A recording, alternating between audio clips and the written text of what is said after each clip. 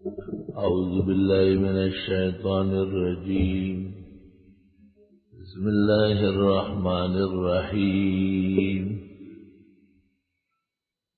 الحمد لله رب العالمين الرحمن الرحيم مالك يوم الدين إياك نعبد وإياك نستعين اهدنا الصراط المستقيم صراط الذين أنعمت عليهم غير المغضوب عليهم ولا الضالين.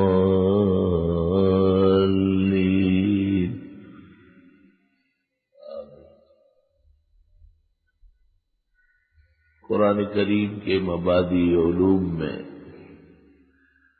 بعض قواعد اور ضوابط ذکر کیے گئے جن میں تفسیر اور تاویل کا فرق اور تعریف اور تفسیر کے درجات، مفسرین کے بعض جلیل القدر خدمات اور تفاسیر اہل حق کے تقریباً ہر دور اور زمانے میں نشاندہی، تفسیر کے لیے مطلوبہ علوم و فنون کا تذکرہ اور ان کی بعض نشاندہیاں،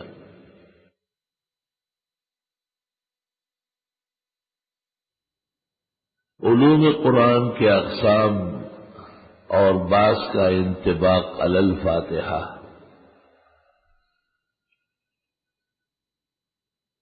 بالخصوص ناسخ و منسوخ کی طرف بعض مہم اشارات کیے گئے اور اس موضوع پر مہم اہم کتابیں بتا دی گئی.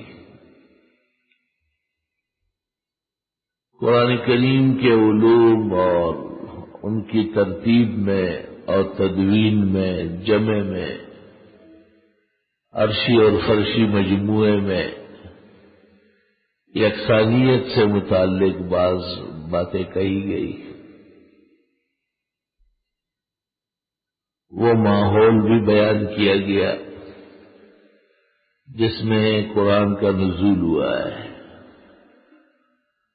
اور قرآن کے مخاطبین بھی بتا دیے گئے کہ دو کتابوں میں سے ہیں اور دو کفر و شرک میں سے ہیں. شرک کے بنا میں دو وجہ بتائی گئی ہے: الجہل عن المصالح الشرعیہ اور والتجاوز عن الحد الشرعی فی الحب والتعظیم. شرک کی تعریف کی گئی ہے اور اس کی دو قسمیں، اعتقادی 4 کی طرف اور فعلی متنوع بتایا. مشرکین 4 قسم کے تھے: بالکواکب، بالملائک، بالجن، بالعباد الصالحین، اور اس پر کچھ گفتگو ہو گئی ہے. قرآن کریم کے اسماء اور اس سے متعلق بعض باتیں، اور پھر درس کے دوران تفسیری طریقہ کار اور فاتحہ کا ترجمہ اور تفسیر اور مطالب عالیہ، اس کا آج بیان ہوگا. قرآن مجید کے نام تو 90 ہیں یا 99 ہیں یا 120 ہے، مختلف اقوال ہیں. برہان سے دلیہ انہوں نے مستقل اسماء القرآن پر کتاب لکھی ہے اور بہت نام بتائے ہیں، جیسے کتاب ہے، تبیان ہے، تنزیل ہے، اور قرآن ہے، فرقان ہے، ذکر ہے، مبارک ہے، عظیم ہے، حکیم ہے. قرآن کے بہت نام ہیں اور ہر نام قرآن کی ایک حقیقت مصدقہ کو بتا رہا ہے. مثلا تنزیل تو تدریجاً نازل ہوا ہے، 23 سال میں یک لخت نہیں آیا ہے۔ مبارک اے موافق لکل خیر و سعادہ، مبارک اے جمع اللہ فی خیر الدنیا و برکات الآخرہ، ھذا کتاب مبارک ذکر لأن به يذكر الله، لأنه يذكر النبي، لأن المؤمن يذكر الله به كل حين ومكان۔ ہر نام ایک حقیقت ہے کہ دو نام ایسے ہیں جو بہت بڑے ہیں، ایک قرآن اور دوسرا فرقان۔ الحمدللہ الذی انزل الفرقان علی عبدہ وإنہ لقرآن مجید۔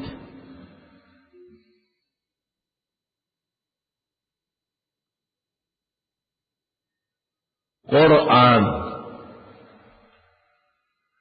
قرأ یقرأ سے ہے تو بمانے مقروء کے ہے، الذی یقرأ مقروء لأن القرآن يقرأ ويبين ويفهم ويعلم ويعمل به۔ قرأ يقرأ اور قراء کے اصلاً معنی ہے جماع، قرأته اے جماعته، لأن شيئا لا تحفظه لا تقرأه، فقراءتك في الحقيقة جمعك، جمعه لك صدرك، بخاری شریف۔ قرآن قرأ يقرأ اور نون مصدریہ ہے،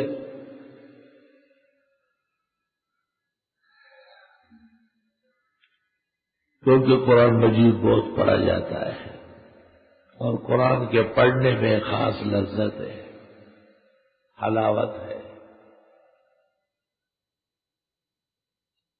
قرآن کی پہلی وحی میں اقرأ پڑھی، قرأ یقرأ،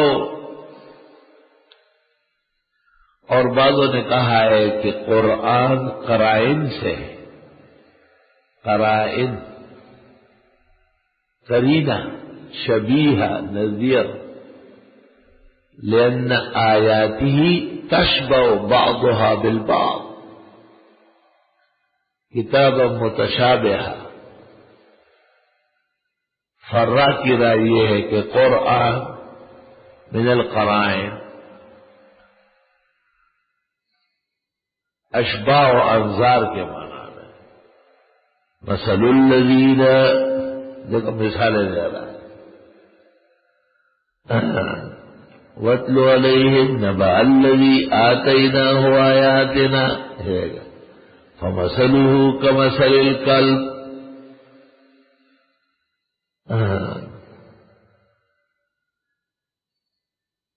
قرآن مجید امثال سے لبریز ہے، مثلهم كمثل الذي استوقد نارا، چونکہ امثال و اشباہ بہت زیادہ ہے اس لیے سمجھنے میں آسان ہے، بہت آسان۔ مجھ جیسے کمزور پڑھاتا ہے تو ہزاروں جمع ہو گئے، اور تم جیسے بحر العلوم جب پڑھو گے تو کیا مزے آئے گے۔ ہر جگہ ایک بحر بیٹھا ہوا ہے، یموجو البحر زخار۔ میں نے خواب دیکھا کہ میں کعبے کے سامنے درس دے رہا ہوں، تو میں نے ایک تعبیر کی کتاب اٹھائی تو اس میں لکھا ہوا ہے جو شخص بھی مسجد میں بیٹھ کر قرآن مجید پڑھائے گا وہ کعبے میں بیٹھا ہوا ہے۔ سبحان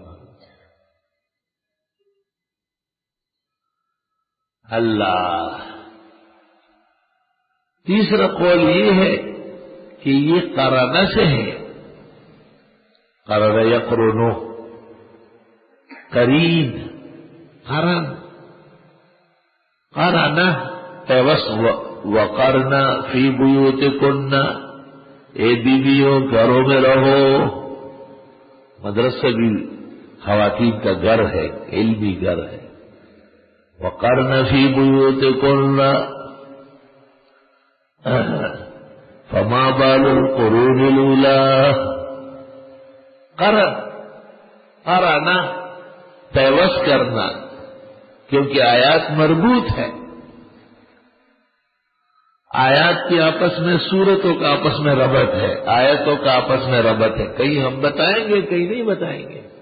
آپ کے علم نافع اور عقل ذاخر پر چھوڑیں گے کہ اب یہ پڑھتے پڑھتے صبح سے شام تک اتنا پڑھ لیا کہ یہ خود مفسرین ہے. مفسرین تو بن جاؤ گے انشاءاللہ، اچھی طرح تسلی رکھو. یہ اللہ کی عادت ہے کہ جو جس کام میں ہاتھ ڈالے اس میں اس کی مدد کرتا ہے. والذین جاہدوا فینا، جو لوگ ہماری طرف آنے کی کوشش کریں، لنہدینہم سبلنا، ہم ضرور ان کو اپنے راستے آسان کریں گے. پنجپیر مولانا کہتے کہ سبیل اللہ یہ بھی کتاب اللہ ہے، کیونکہ یصدون عن سبیل اللہ کے نیچے لکھا ہے یمنعون عن القرآن.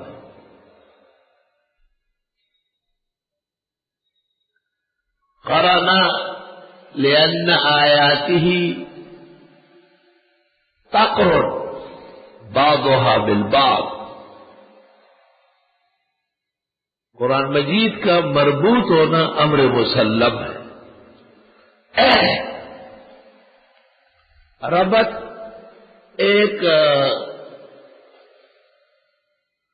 ایک ربط ہوتا ہے واصل اور ایک ربط ہوتا ہے فاصل. میری بات سنو، غور سے سنو. دیکھو، ہم آپ کو قرآن مجید کا درس دے رہے ہیں اور اس میں آپ سمجھ رہے ہیں کہ اب اس مضمون کے بعد یہ ہوگا، اس کے بعد یہ ہوگا. اس کو کہتے ہیں ارتباط وصل. کیا کہتے ہیں؟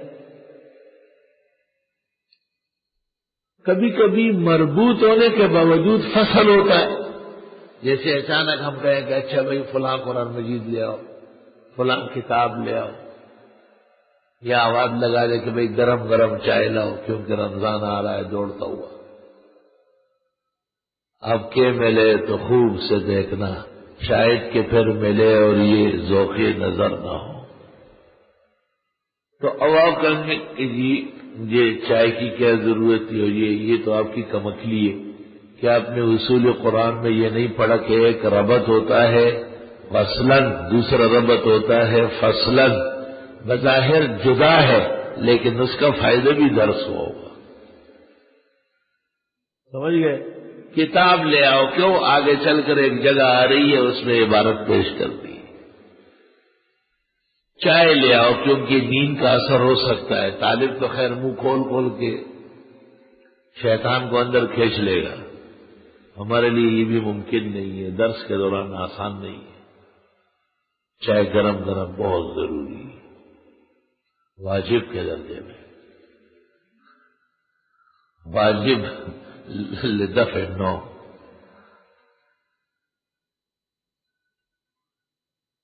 تو جس طرح بظاہر ایک بات کا تعلق نہیں ہوتا لیکن سوچنے کے بعد پیدا ہوتا ہے، اس طرح ایک کو ہم کہتے ہیں جو مسلسل ہو ارتباط وصل، اور دوسرے کو ہم کہتے ہیں ارتباط فصل.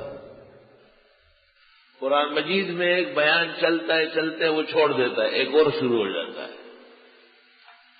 آپ کھانا کھاتے کھاتے اچانک اچار، سلاد، کوئی چٹپٹی چیز اس میں ہاتھ ڈال لیتے ہیں. اس سے آپ کا طعام اور آپ کا اشتہا بڑھ جاتا ہے. چائے کا نام بھی اور چائے آ گئی. اور جنت میں بھی اس طرح ہوگا، جیسے آپ چاہیں گے اسی طرح شاخ نیچے لٹک جائے گی. داسے ناصاف بارو کے راؤ چتشلے سانگ یا راکتش. اللہ اکبر، قطوفها دانیہ. تو قرآن مجید قرآن یا تو قرأ یقرأ سے ہے بمعنی مقروء کے، اور یا قرائن سے ہیں اشباہ و نظائر کے معنی میں، اور یا قرآن سے ہیں جڑ جانے پیوست ہونے، کیونکہ آیات میں بہت بڑا ربط پایا جاتا ہے. مولانا اشرف علی صاحب رحمۃ اللہ علیہ نے ربط وصل اور ربط فصل کا فرق کیا ہے. حضرت فرماتے ہیں کہ دیکھو ایک استاد ہے، وہ درس دے رہا ہے، سبق پڑھا رہا ہے، سبق مربوط ہوتا ہے. اچانک اس نے دیکھا کہ ایک لڑکا بات چیت کر رہا ہے، اس کو کہا کہ آپ باتیں کیوں کرتے ہیں؟ یا ایک لڑکا اونگنے لگا ہے تو اس سے پوچھے کہ آپ درس میں کیوں سو رہے ہیں؟ تو حضرت حکیم الامت فرماتے ہیں کہ دیکھو ان جملوں کا بظاہر درس سے کوئی تعلق نہیں، لیکن اہل عقل و دانش جانتے ہیں کہ کتنی ضروری بات ہے.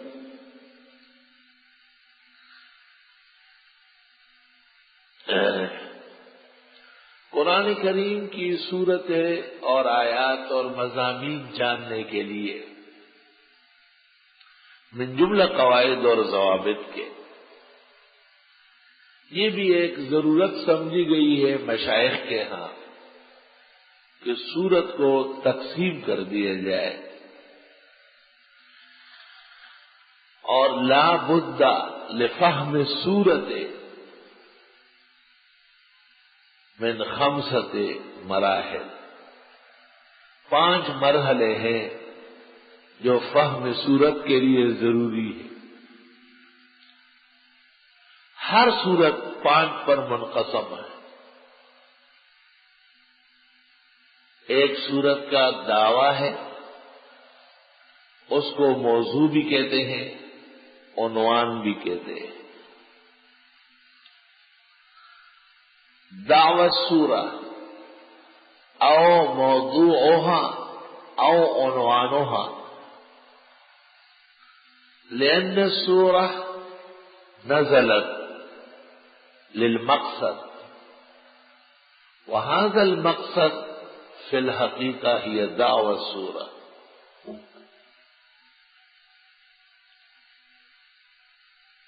هذا المقصد هو دعوة السورة. سبحان اللہ. اللہ ایک دعویٰ کرتے ہیں، اس دعوے کو ہم سمجھنے کے لیے کبھی موضوع جس کے ارد گرد ابحاث ہو، اور عنوان جیسے ایک تقریر عالم دین بیٹھ جائے، آپ کہتے ہیں بخاری شریف کا ختم ہے، یہ عنوان ہے نا ختم بخاری. کبھی آپ کہتے ہیں جلسہ دستار بندی ہے، یہ عنوان ہے. کبھی آپ کہتے ہیں قرآن مجید کا ختم ہے، بچوں نے حفظ کیا ہے، یہ عناوین ہیں مختلف.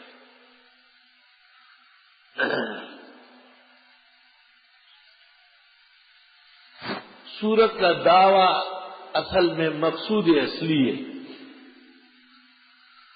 یہ کبھی سورت کے شروع میں ہوتا ہے، کبھی وسط میں، کبھی اخیر میں، کہیں نہ کہیں دعویٰ موجود ہوتا ہے.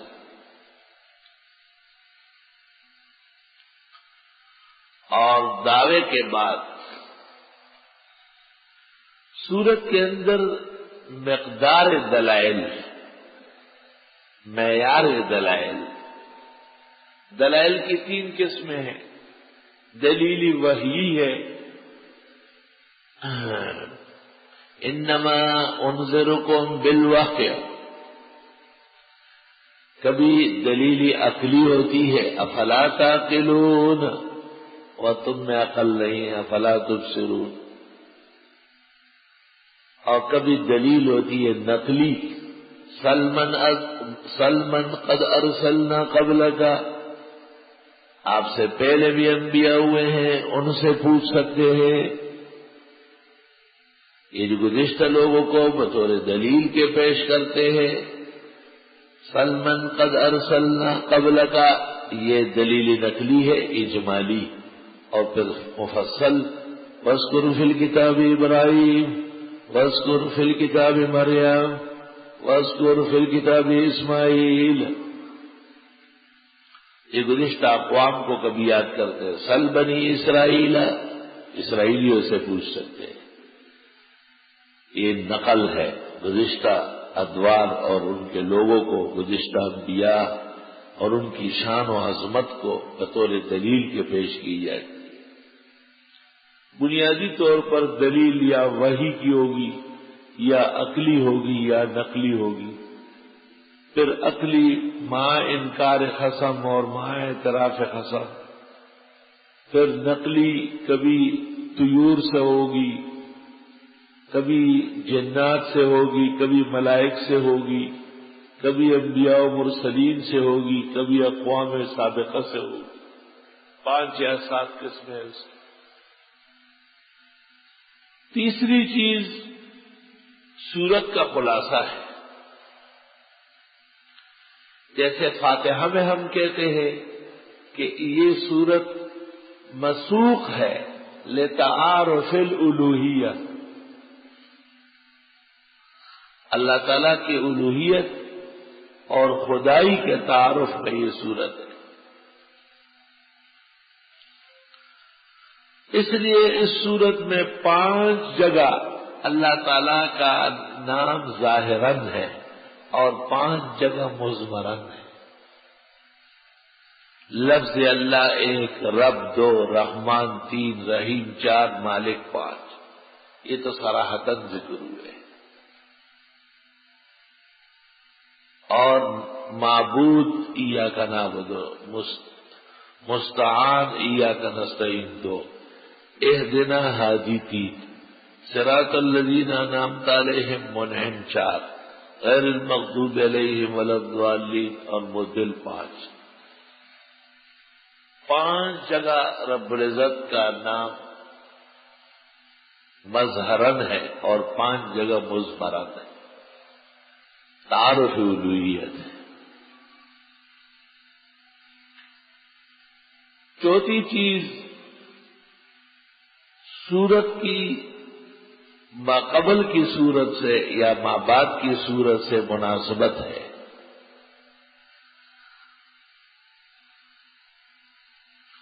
ما قبل یا ما بعد کی سورت سے مناسبت، ربط، تعلق، یہ لازمی چیز ہے. فاتحہ اور بقرہ میں یقیناً تعلق ہے. بقرہ و آل عمران میں وہ تعلق ہے جو بقرہ و نساء میں نہیں. نساء و آل عمران میں تعلق ہے. نساء اور مائدہ جڑے ہوئے ہیں، مائدہ و انعام میں جوڑ ہے. انعام و اعراف و انفال یکے بعد دیگرے عذر و حکمت ہے. توبہ تکمیل ہے انفال کی. سورۃ یونس میں جن مضامین کے لیے جہاد ہوا ہے ان کے مقصد اصلی کا اعادہ ہے، اور وہ اللہ کی وحدانیت ہے.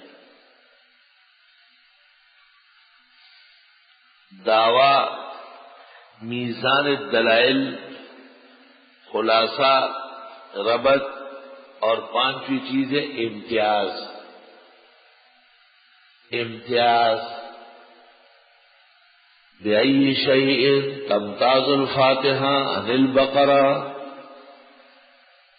وبأي شيء تمتاز البقرة عن غيرها. ایک ایسی صورت جس میں 5 جگہ اللہ تعالی کا نام مظہراً آیا ہو اور 5 جگہ مضمراً آیا ہو، اس میں سورت فاتحہ ممتاز ہے. ایک ایسی صورت جو قرآن کی ہر صورت میں موجود ہے، اس میں فاتحہ ممتاز ہے. ایک ایسی صورت جو ہر مسلمان کو یاد ہوتی ہے، اس میں فاتحہ ممتاز ہے. ایک ایسی صورت جس پر زندگی کا مدار رکھا گیا ہے، اس میں سورت فاتحہ ممتاز ہے. 10 کے قریب امتیازات ہے فاتحہ کے، اور تدبر ایمان سے بڑھ بھی سکتے ہیں. سورۃ الفاتحہ مکیۃ وہی 7 آیات. مشہور قول کے مطابق مکہ مکرمہ میں وحی کی ابتدا میں 5 نمبر پر فاتحہ نازل ہوئی. پہلے سورہ علق کی 5 آیتیں ہیں. اقرأ بسم ربک الذی خلق. اور دوسری مزمل ہے، اور تیسری مدثر ہے، چوتھی قلم ہے، 5ویں فاتحہ ہے.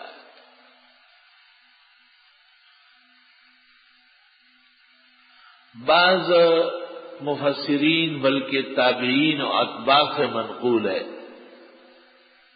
کہ فاتحہ مدینہ منورہ میں نازل ہوئی.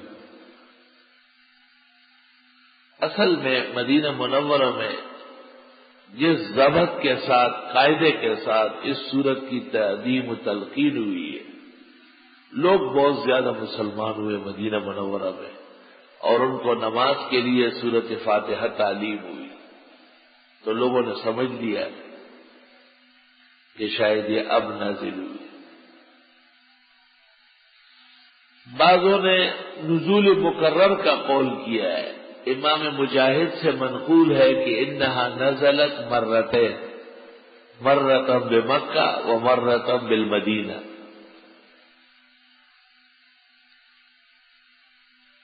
ولكن عد هذا من هفواته. مجاہد کی علمی لغزشوں میں سے یہ بات گنی گئی کہ نامناسب بات کہی. ایک دفعہ نازل ہو چکی ہے، پھر کیا نازل ہوگی؟ یوں کہے کہ نزول تو مکہ میں ہے، لیکن اس پر باقاعدہ عمل مدینہ منورہ میں ہے. اس کو بھی مفسرین نزول مقرر کہتے ہیں. نزول مقرر. البرہان میں زرکشی نے اور اتقان میں سیوطی نے نزول مقرر میں تسلیم کیا ہے.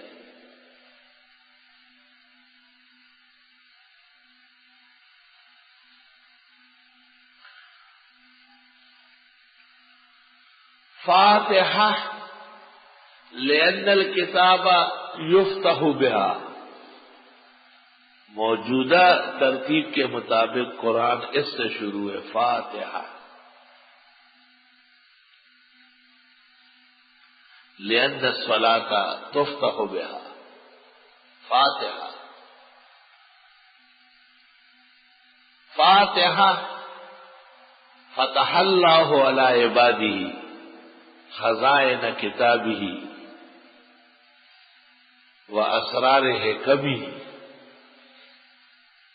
فاتحہ بہل فتوحات للامت والائمہ. فاتحۃ کل سورہ لأنہا توجد فی کل سورت. ہر سورت میں موجود. سورہ فاتحہ کے نام بھی کافی ہے. فاتحہ بھی ہے اور شافیہ بھی ہے، کافیہ بھی ہے،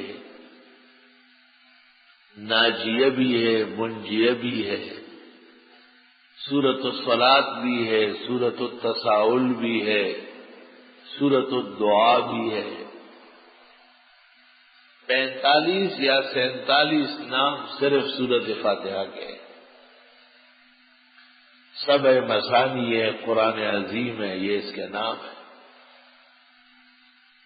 رقیہ، دم، جھاڑ، اور ہر نام سے متعلق ایک واقعہ ہے. تفسیر در منصور میں ہے کہ حضرت صلی اللہ علیہ وسلم نے وحی کے کچھ دنوں بعد ام المومنین خدیجۃ الکبریٰ سے کہا کہ میں جب غار حرا سے آتا ہوں یا جاتا ہوں تو مجھے ایسا لگتا ہے کہ میرے پیچھے کوئی دوڑ رہا ہے اور مجھے ڈر لگتا ہے.